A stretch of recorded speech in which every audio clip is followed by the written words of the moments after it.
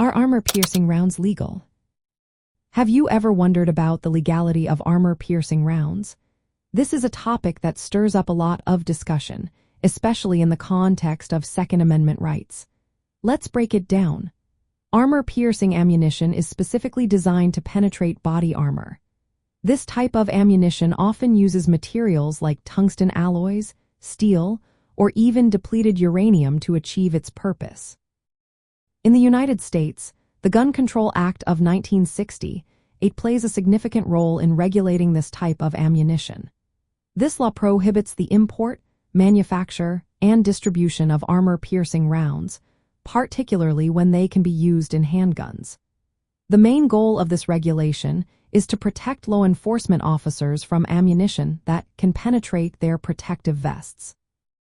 However, there are some exceptions to this rule. For example, certain uses by the United States government, exportation, or testing purposes are allowed. This means that while the general public cannot legally purchase or use armor-piercing rounds, government agencies can still access them under specific conditions.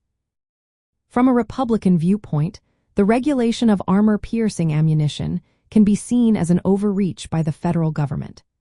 Many Republicans advocate for a strict interpretation of the Second Amendment.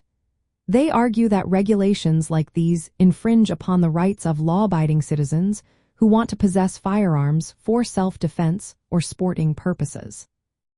Practically speaking, these regulations mean that while armor-piercing ammunition is not available for general use, there are specific exceptions for licensed activities.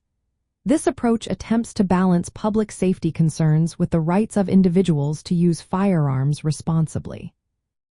In discussions about the Second Amendment, the regulation of armor-piercing ammunition highlights the ongoing tension between public safety and individual freedoms. Many Republicans support gun rights while acknowledging the need for certain safety measures.